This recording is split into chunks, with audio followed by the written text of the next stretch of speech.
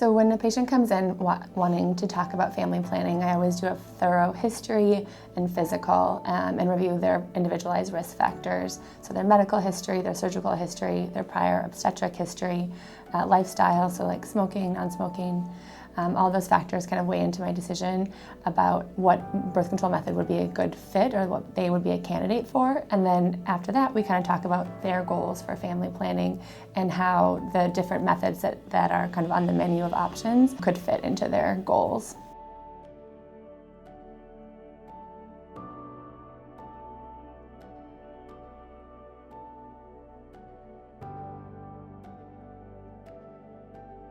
Family planning involves making informed decisions about if, when, and how many children to have.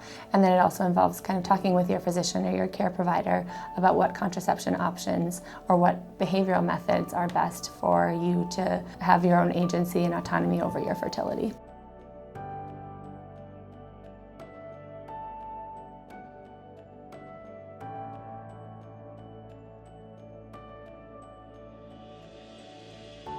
So there's a whole menu of options of different types of birth control, and those range from hormonal to more behavioral methods of contraception. The most effective form of contraception that we have is actually, sterilization. So that's for families that have decided that they no longer want children, and that comes in the form of a tubal sterilization or a vasectomy. So that's kind of the most extreme case. And then there's what we call long-acting reversible forms of contraception that are very effective.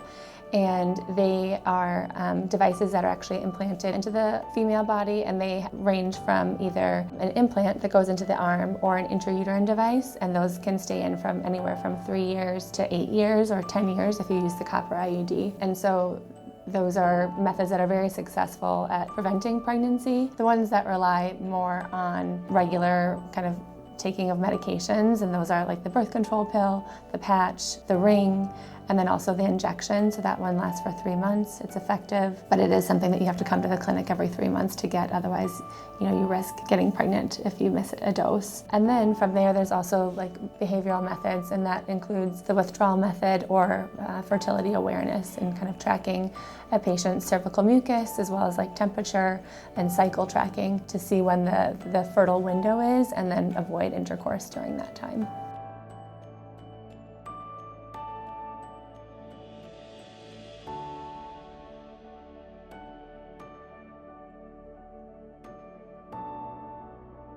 I think some of the best resources out there, there's a resource called Bedsider that I use all the time because it has a really easy to use chart that kind of outlines all the methods of contraception and then how effective they are at preventing pregnancy. And it also goes over kind of a side effect profile with each device or method of contraception.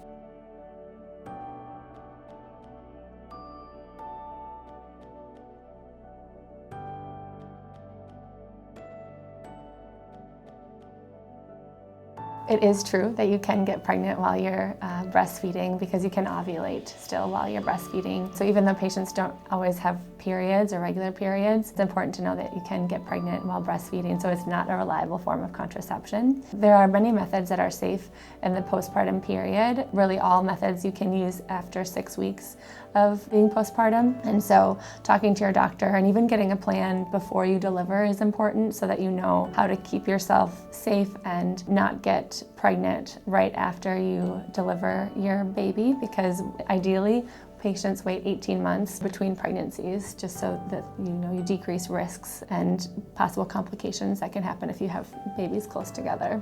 And then as far as protecting yourself from STIs. Abstinence is the only way really of protecting yourself completely from STIs, but aside from that, using condoms reliably, talking to your partner and being open in relationships about past history of STIs, getting regular screening is also really important because a lot of sexually transmitted infections are actually asymptomatic, meaning patients don't know that they have an infection, they don't have any signs or symptoms of an infection, and they can be varied, the symptoms, so it can range from just like smelly or malodorous discharge or abnormal bleeding, and really it's best to just get regularly screened if you have multiple partners.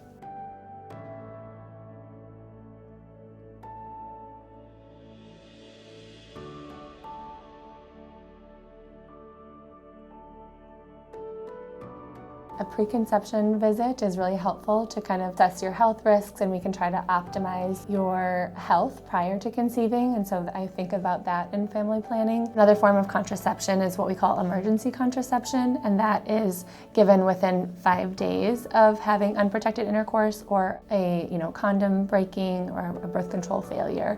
And it's really important that you come in early to get that, and we can talk about options, or even going to the pharmacy to get something like Plan B. And then another option, if patients don't desire to continue with a pregnancy, is pregnancy termination. And there are resources in the community that patients can access easily.